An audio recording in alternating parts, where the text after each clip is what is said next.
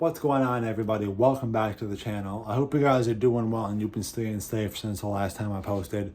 Sorry that this video took so long to post, but things happened and you just gotta roll with the punches, so to speak. But I can promise you that the next video won't take this long to come out. But without any further ado, let's just jump into today's video, shall we?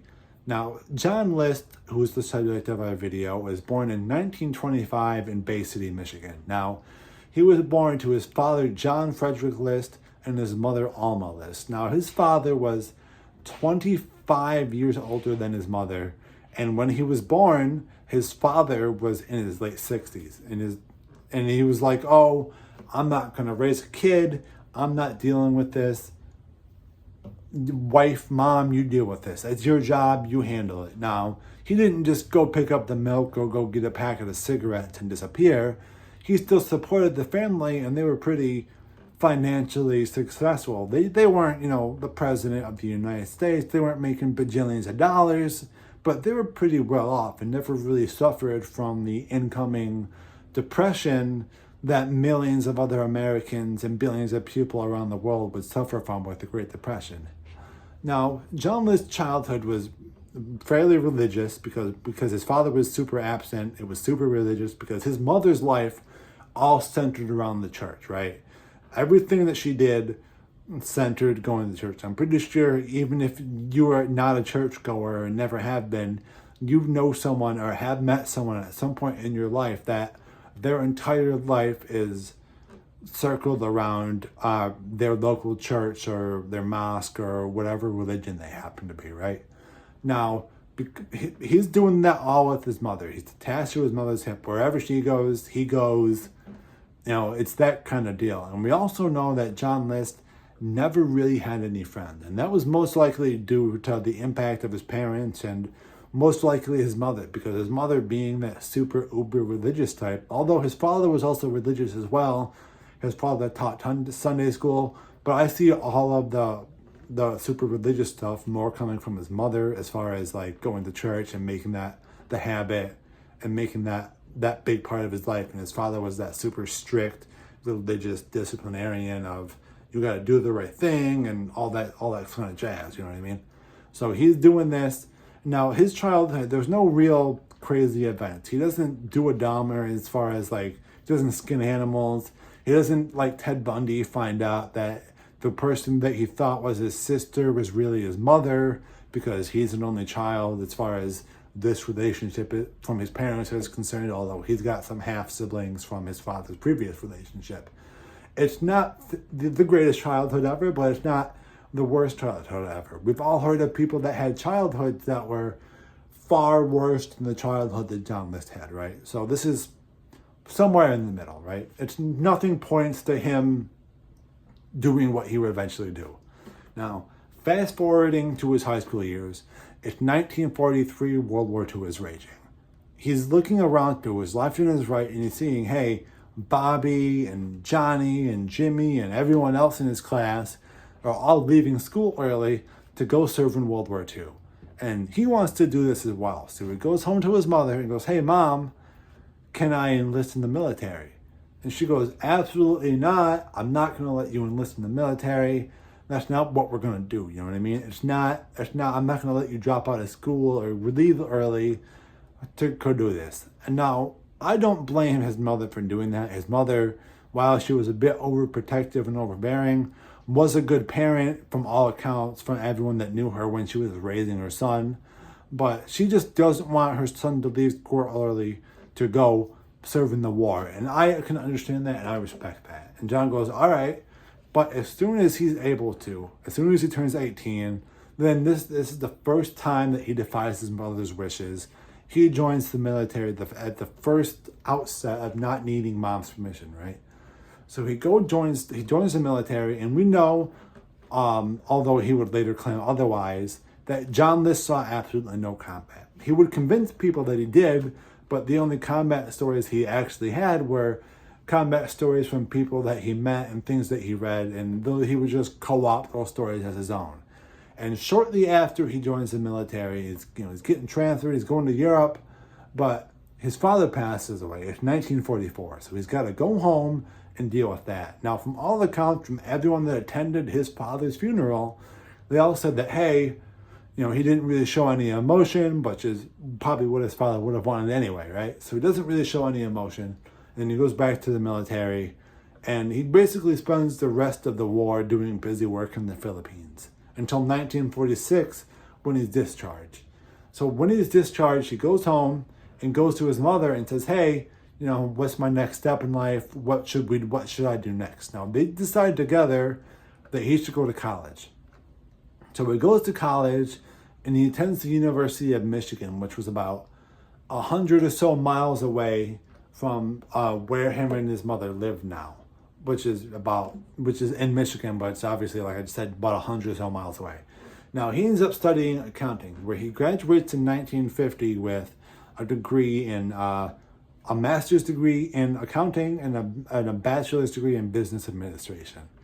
Now, before he can enter the workforce, before he can really get a job, get a career, do all that sort of stuff, he gets recalled to serve in the military during the Korean War.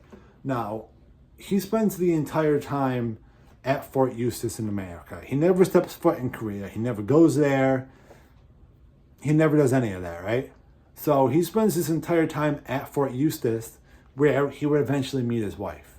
Now, his wife, let me talk a little bit about her and her past, because she's obviously a major player as far as the John List story. Now, Alma, his mother, never wanted him to join the military, but he's here. It's just what it is, you know what I mean? Now, his wife, Helen, got married at 16, and her first husband, who would later go on to die in the Korean War, just a few months before she would meet John List. And when her husband passes away, she's got a 9-year-old son, and she's also got syphilis, which she contracted from her husband. Now, I don't think at the moment that she knows that she has syphilis, because she wouldn't be diagnosed with tertiary syphilis until years later. And she was treated for the symptoms of whatever she caught. But to my research, she was never at that point diagnosed with syphilis or ever treated for syphilis. So I just don't know if they knew that that's what she had, because they treated whatever her symptoms were, vomiting, nausea, whatever the hell symptoms she had. But there was never knowledge of me seeing that she knew that she had syphilis. And because she didn't know, most likely, in my opinion, she couldn't tell John List this. Now, shortly after they get married, shortly after they start dating, they get married, because John is informed by his new fiance at this point that she's pregnant, right? So he's like, well, I gotta marry her. It is what it is. So they get engaged. And now he's her new fiance. They get married really quickly, and he calls his mother and tells her that he's gonna get married, but he obviously doesn't tell her that, hey, I got her knocked up and that's why I'm marrying her, which is obviously his mother would have disapproved of her baby boy getting someone pregnant out of wedlock. Now they get married, and shortly after the marriage starts, she tells John that she's not pregnant, right? She's like, hey, it was a false alarm. I'm not really pregnant. Now, John List feels lied to. He feels like his new wife has lied to him and trapped him in this new marriage. But he's like, you know what? I gotta make the best of it, right? I'm married now. Let's just deal with it. It just is what it is. Now, this starts what I call the job hopping and family building section of his life, because when he gets a job, he's got a problem keeping a job, because on paper, it looks like he's got a really good resume, right? He's a veteran. He's got a couple degrees from school. He's got a young new wife. He's got a stepdaughter. He looks on paper really good, but as soon as he's getting these jobs that are paying him really well at the beginning, they quickly realize, the people that are above him, that he can't do these jobs, that he's a failure at these jobs, that he can't do this accounting work. He can't do the jobs to the fullest extent that they need to, so he would lose jobs. So he starts job hopping around the country, Michigan and New York, and at some point he starts having his own kids. In 1955, his oldest child and only daughter is born, Patricia List. The next year, in 1956, his oldest son, John Frederick List, who became known as John Jr., was born. And then 2 years later, in 1958, his youngest child, Frederick List, is born. So he's got a growing family. He's dragging them all around the country to get these jobs and try to get these jobs that he's losing because he can't hold jobs because he's not good at holding a job. And then eventually they end up in Rochester, New York. Now his stepdaughter, that was from his wife's first marriage, doesn't join them because as soon as she possibly could, she got married and left the house and didn't join them on their trip to Rochester. Now, the Rochester trip seems important because it seems to be where everyone agrees where John List starts living above his means. While he's still making decent money, he feels like he's going to live at a certain level, but he's not making the finances to be able to actually justify that level of spending, and he starts going into debt. Now, he would eventually, like is the story of his life, he would lose this job as well. Now, at some point, 1965, he gets off, so we're fast forwarding a little bit. He gets offered a job as a vice president at a bank in New Jersey. And they end up settling in Westfield, New Jersey, in a house in a Victorian mansion known as Breeze Knoll. Now, the only reason John could afford this house, because it was a 19-room mansion. It needed a little bit of work, but it was still pretty nice and pretty expensive. I mean, it had a Tiffany glass ceiling over the ballroom. This was a pretty nice Victorian house, and from all the pictures I saw of the house before it burnt down, it seemed to be a fairly nice house. But he can't afford the down payment, right? So he goes to Mommy Dearest and goes, "Hey, Mom, can you help me buy this house? I cannot afford it on my own." And she goes, "All right, I'll help you with the down payment and help you buy this house, but on one condition." And he goes, "Oh, what's that?" She goes, "I have to live with you in this house in order for me to help you pay for this house." And he goes, "Oh, perfect. There's a servant's quarters upstairs. There's his own apartment. You'll have your own space. It's a 3-floor building. You'll be just great up there. You'll be fine." And she goes, "Okay." But his wife does not know if any of this is going to happen. And she only learns that this is going to happen when he informs her that, "Hey, we're buying this house and Mom's moving in," right? And they are recluses in the neighborhood when they move in, right? One of the neighbors comes over with the pie shortly after they moved in as like a welcome to the neighborhood present. And he goes, "Oh, we don't socialize," and shuts the door in the guy's face, right? So they're living in this neighborhood, don't really interact with their neighbors much. There might be the occasional conversation when he's mowing his lawn in his suit and tie, or outside with the kids, or on the Sundays when all the neighbors would see like clockwork, him dragging his kids to service, but not his wife, because his wife, although she said she would join the Lutheran church, that was the only thing that he wanted, the only thing that he wanted her to agree to before they got married. She has no desire to do this, right? And his marriage is falling apart. He's starting to get this financial stress. And another example of his marriage is sometimes at work, he'd get calls from his wife saying, "Hey, your son or your daughter made a mess in their pants or in the diaper or whatever. If you want them changed, you gotta come home and do it," right? So he's dealing with that. She starts heavily drinking at one point. Stuff starts building for John List. His kids are getting older, and they become teenagers in the countercultural movement. Now, it seems like the kid that he had the most problems with is his daughter. And as far as all the research I found, he obviously had problems with all of his kids because as a strict religious disciplinarian, you do what I say, you go to church, no questions asked. He would have had problems with everybody. But it seems like his daughter, who was the one that was most interested in what was going on with that countercultural or hippie movement, while she wasn't super into it, she smoked weed a couple times, and in the last year of her life, she got involved in theater, which is something that he said was an immoral institution. It was an immoral job. You can't do that, right? So his family is falling apart, at least in his perspective. He's got problems with his wife. He's losing money. His kids are becoming more worldly. And at some point, he loses the job at the bank because John List loses job. If there's anything John List is good at, it's losing jobs, right? He just loses job after job. If there's an Olympic gold medal to be won for losing jobs, John List could probably medal in that game. But And at some point, he starts stealing from his mother's bank account because he was put on the bank account by his mother years earlier to help, once she passes away with her estate, to help him be able to handle her estate when she eventually passes. And now he hopes that he can eventually pay this money back, but he's stealing this money from her in order to live life at this certain level that he can't afford himself. So he's stealing money from his mother, who actually has a good chunk of change in the bank from the sale of her husband and his father's, all of her assets and all the things that they sold off from his father when his father passed away.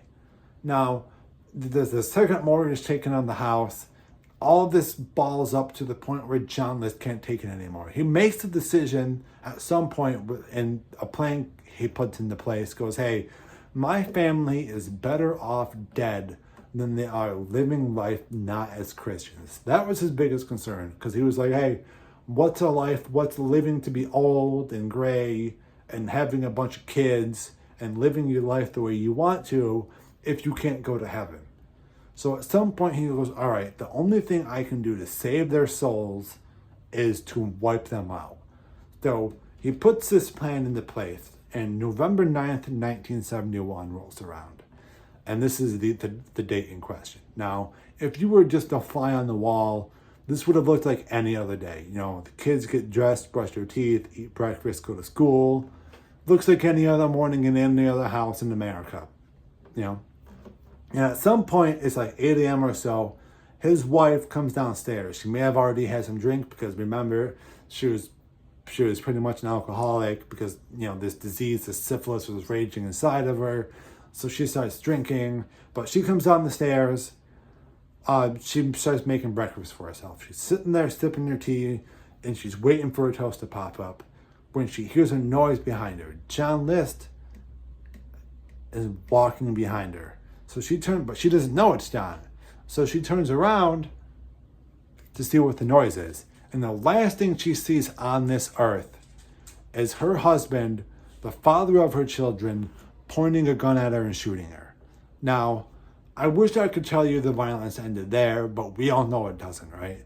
So the next thing that he does is he goes upstairs and he kills his mother. Now, his mother heard the noise that was going on downstairs, and she would ask him what the noise it was. And he goes, oh, nothing. And then he later said, I kissed her like Judas. Now, he would clean up upstairs and try to bring his mother's body downstairs.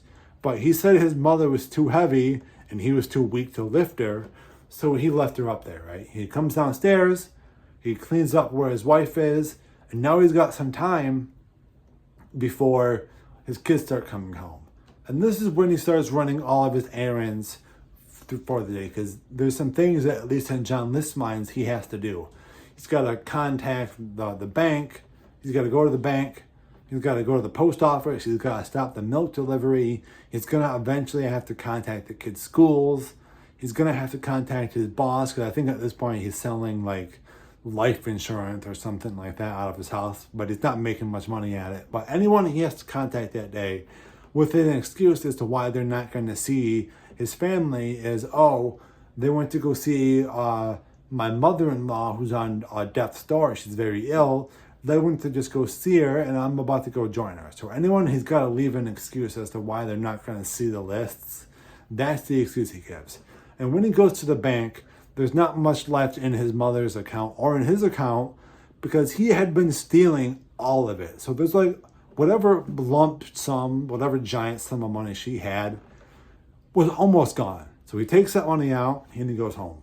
Now he sits down at the table where he had just killed his wife a few hours earlier, and he eats lunch. And he's trying to figure out what to do when multiple kids show up at the same time, because his daughter and his youngest son, Frederick, have the same after-school job. Now, John Jr. would play soccer, and we'll get to that, but he's like, what do I do if they come home at the same time? How do I take them out? Now, luckily for John List, if you're John List, but unluckily for this person, the phone rings, and he picks it up, and then he hears his daughter on the other line. She's in the school nurse's office, and she goes, hey, Dad, I'm sick. Can you come pick me up? I don't feel well. Now, initially, he's annoyed, but he goes, all right, I'll come pick you up. No problem. He picks her up, brings her back to the house. Now, he rushes to make sure he's the first one in the house. She's getting the school stuff out of the car, and then she goes into the house, puts her stuff down, and the last thing that she sees is her father raising a gun at her and shooting her. It's the same thing with Frederick List, who went to his school job, didn't see his sister there, and his father came to pick him up because he's like, hey, bring me home. What's wrong with my sister? What's going on? It's the same thing. He gets the drop on her. He gets the drop on her. He gets the drop on him. He shoots her. He shoots him. The last thing that both of them see, the last thing that all of his family saw is their father or their husband or their son pointing a gun and shooting at them. Now, at this point, he cleans up again. He drags Frederick's body into the living room with his sister and his wife. He puts them all in sleeping bags, and he puts towels over their faces. Now, at this point, there's only one person left, and that's John Jr. And John Jr. is at school in a soccer game. Now, we know that John List went to this game and actually watched his son play in this game. And apparently, he actually cheered pretty vigorously for his son and for what his son was doing in this game. Now, it's the same thing. He goes home, he tries to get the drop on his son, but something goes wrong, and John Jr. starts to be able to fight back. Now, because he's fighting back, the first bullet doesn't kill him, but he drops to the ground, and he starts trying to crawl away from his father, as you would try to crawl away from anybody that's trying to shoot you. Now, his father shoots him 9 more times in the body. And the only reason that John List gave for shooting him that many more times is because he wanted to make sure he was dead, so he shot him until he stopped moving. Now, he brings John Jr.'s body into the ballroom with the rest of his family. He does the sleeping bag, puts him on the sleeping bag, puts the towel over his head. Now, at this point, John List said he knelt down beside each one of them and said a prayer from the hymn book, saying it was the least he could do. Now, I'm no expert in anything, but I'm pretty sure that the least you could do is not murder your entire family. I'm pretty sure the least you could have done is not systematically gone throughout the day and executed your wife, your mother, and your 3 kids. I'm pretty sure that was easier to do than sitting down next to their bodies after you massacre them and saying some prayers out of the hymn book. Maybe that's just me, I don't know. But he cleans up, he eats dinner, then he can't sleep that night. He gets up really early, and the next thing he does that morning is he turns the thermostat down, turns all the lights on in the house minus the room that they're in, and he makes sure the notes are on his desk that he wrote the previous night, because after he killed his family and before he went to bed, he wrote a confession letter. He wrote a 5-page letter to his pastor, which is the only letter he obviously cared about. But then he wrote a couple of the letters to members of her family explaining what happened.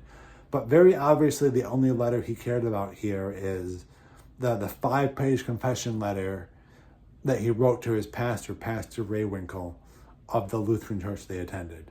Now, at this point, the only reason he gives in these letters are financial and religious. I was worried about the finances. I didn't want them to have to go on welfare, although he says in the letter that they could have probably handled it. But he couldn't have handled them going on welfare and them not being Christians. That was too much for him, so he decides to take them all out. Now, I would like to think that he had remorse as he was leaving the house that final time, but he didn't. He never had remorse throughout the rest of his life. And then John List disappears for 18 years. I wish I could say that they caught him fairly frequently afterwards, that he was, on the run and they caught him like a month or a week later, but that doesn't happen. And it takes anyone about a month before they go into the house and discover these bodies, who are at this point starting to decompose. Because although he turned the thermostat down, they were still dead. They were still going to decompose. So there's maggots on their bodies, they're bloated, it's really gross. And initially they're like, where's John List? Where'd he go? But they quickly find the letters that he wrote and they go, oh crap, John List did this. John List massacred his entire family and went on the run. We got to find him. And then they find his car in the long-term parking section of the JFK parking lot and the JFK airport. And they're like, well, he's got a month off. He may have taken a plane. He could be anywhere in the world. And the FBI comes in. And this case goes cold. The FBI tries to do things like putting his picture into eyeglass shops and stuff like that because they knew that he would replace his glasses fairly frequently. They also tried to put his picture in the pharmacist's office because they knew that he had a pretty bad case of hemorrhoids. So that and he would buy like large amounts of preparation H. So they're like, maybe an ophthalmologist or some pharmacist would see him and recognize his photo, because while he tried to cut his photo out of the images of all the family pictures, he's unsuccessful at completely getting rid of his photo. Now, his life on the run isn't really this fantastical multi-state international crime spree of he's murdering people, he's stealing, he's robbing, he's doing this thing. Now, the first thing he does is he changes his name. He becomes Robert Clark. But he initially doesn't start trying to rebuild a new life for himself because he knows that, at least he thinks that he's going to get caught fairly frequently after they find the bodies of his family. But then a month, 2 months, 6 months, a year passes, and at some point he goes, they're not going to catch me.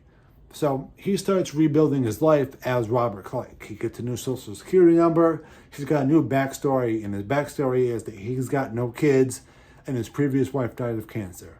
He even gets married at one point to this, what seems to be a really nice woman named Dolores, who was also a vet. I think they said she was an army clerk. But the problem with his new life is Robert Clark is the same person as John List. And it's going to have a lot of the same financial problems as he had in his old life. Because while he can become a new person, he can't change his own habits. He doesn't even try to. So once he gets married, he starts having all of those same financial problems. And he eventually gets a job and he loses it again because, like I said, he's the same person. And then he eventually ends up across the country in Midlothian, Virginia, because he ends up working in an accounting office there.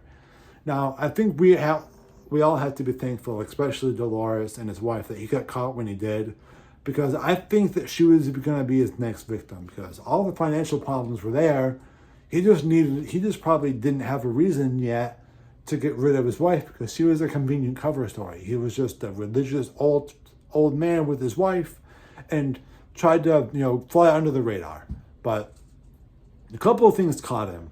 America's Most Wanted and this new show in his second season, and a diligent former neighbor. Now, this former neighbor had initially seen the story in like a newspaper and showed it to Dolores and goes, hey, this looks a lot like John. What do you think? And she goes, oh, no. And then she threw the newspaper out, and this neighbor goes, oh, yeah, I'm probably just being, over dramatic, and she kind of forgets about it until America's Most Wanted runs the show on John List. Now, if you haven't seen the America's Most Wanted segment and the America's Most Wanted episode on John List, I highly encourage you to watch that, although I think a lot of you probably have. They bring in this expert that created a bust of him, and this bust, they have to age a bust so they can show the public what he might look like now. And it was like they were painting John List impersonally. They had a photo of John List here, and it looked like they were just making it from that photo, and it's incredible. This guy that created this bust, Frank Bender, was absolutely amazing. He worked with psychologists, and he saw other photos of John List, family members, as to how they would age, and they realized, the psychologist, that he was too vain to wear glasses. He would wear thick, dark rimmed glasses to make him look more important than he was. They saw the scar behind his ear that he had from a surgery. They got like every detail right. And now this neighbor, like millions of other Americans at the time, are watching this episode of America's Got Wanted, and she goes, oh crap, that's my former neighbor, I should call.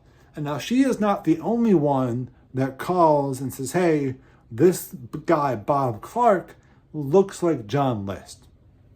Now, this is in May of 89. He gets arrested a month later. Now, they track him down, and he initially denies that he's John List. He's like, no, I'm not John List. What are you talking about?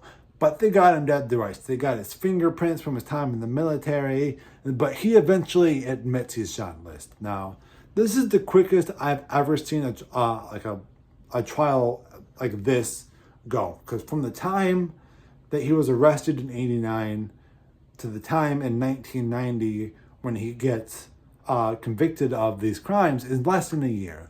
Now, his defense team tried everything. They tried to get the letter that he wrote to his pastor thrown out of court because they said it was like a religious exemptionist thing, essentially. I can't think of the proper term. Like, hey, this was a letter written in confidence to a religious leader.